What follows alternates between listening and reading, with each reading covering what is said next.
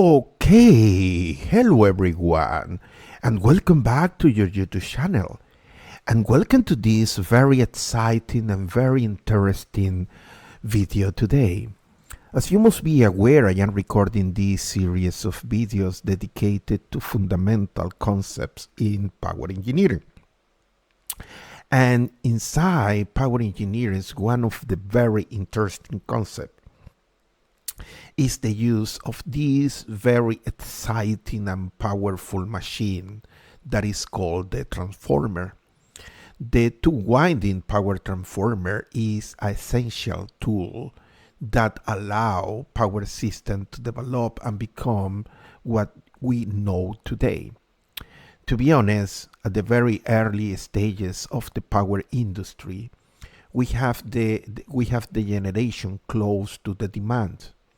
So we used to use a single voltage level to provide electricity to the customers. However, when the demand started to increase and power engineers realize that it's important to use several energy resources, primary energy resources, to produce electricity, so we start to install power generation in geographical locations not necessarily coincidental to the load demand. So one solution was the use of this amazing machine, the two-winding transformer, in order that we can transport the electricity for very long distances with a minimum load loss, power losses.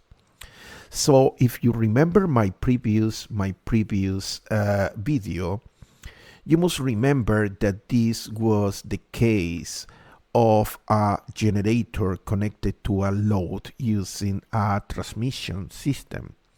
But the load, the transmission system, and the generator, all of them, they were working at the same voltage level, and that was 480 volts. And the alternative B, the case B in this problem, it was amazing, because in this case we used two transformers connected to both sides, both terminals of this transmission line. One of the transformer located at the generation side, you can see how the voltage is increased because this is a step-up transformer going from 1 to 10.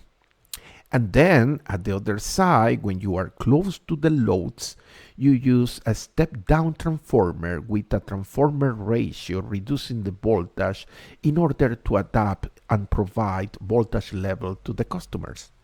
So in this problem, you can watch this video in the YouTube channel. But in this problem, the interesting part was that if we have a single voltage level, you can see that the current is extremely high. It's around 90 amps moving through the series impedance of the transmission line. So as a consequence, we have a larger voltage drop. The voltage that arrives to the load is lower, but at the same time, the power that is dissipated in the series resistance of this transmission line is high. You can compare over here. This is the active power losses in the series resistance 1482 watts compared with a minimum of 16 watts. And also the voltage drop here is improved. As you can see, if we have a single voltage level, we have here a voltage that is 453 volts compared with 479. So it's clear for all my students several of the advantages of using those transformers with the transmission lines, minimizing the losses in the transmission system, improving the voltage in the system. So what is the idea of this video today?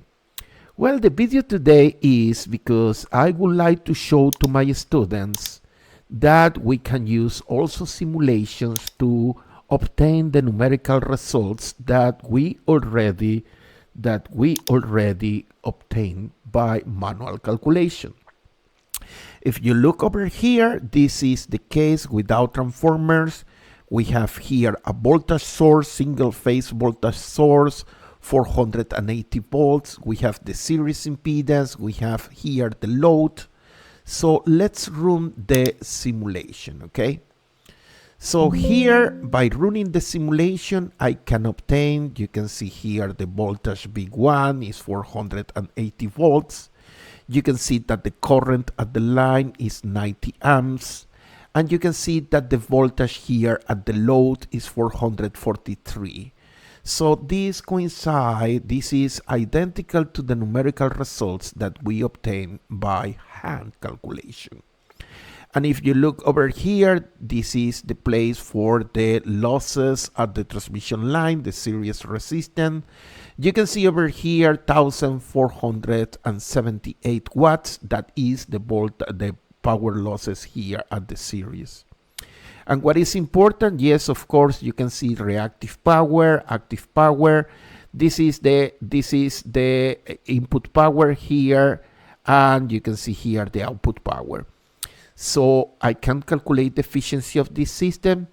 You must remember that the ratio between the input and the output power, we use that concept to define efficiency. And the efficiency in this system, is clear, that is 95.7%. So now let me show you the second system. If you remember, I compare my numerical results with the use of two transformers. You can see here, this is a step-up transformer, and here we have a step-down transformer. And again, I am calculating everything, voltages, currents, active and reactive power, and more important, active power losses at the transmission line, and also the efficiency. And look over here, the results. As I say, with my manual calculations, the active power losses at the transmission line was only 16 watts. That is amazing.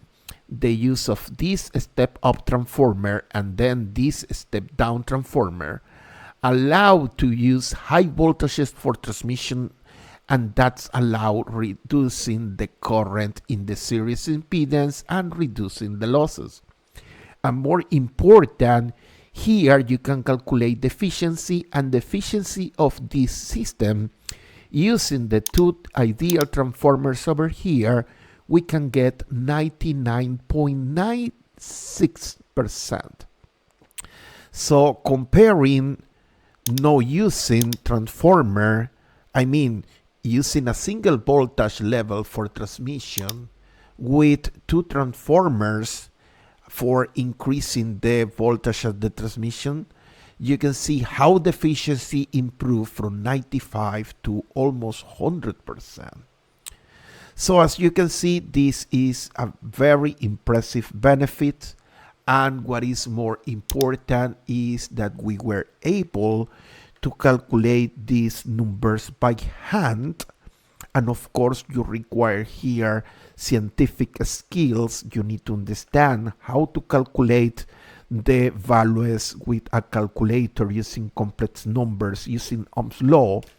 But also, I show you that you can use a system, a software for modeling and simulation, and replicate your results. Of course, here you need another set of skills. You need to understand every single block, how the signals works here inside MATLAB Simulink. Well, we are reaching the end of this video today, and this video was only to tell you that there is this amazing use of the transformer in order to help you to transmit power for longer distances. There are more applications about the transformer. I am sorry that I don't have time to record all the possible consequences and possible uses of the transformer in power system. But this is one of the best, reducing the active power losses at the transmission system. So we are reaching the end of this video, and I would like to take the opportunity and invite all of you to be part of the community. Please be part of the LinkedIn and also YouTube channel. And if you want to be part of the of the social media, please go and subscribe to Twitter and LinkedIn. So we are reaching the end of this amazing video today, and it's time to tell you the very famous and very well known bye now.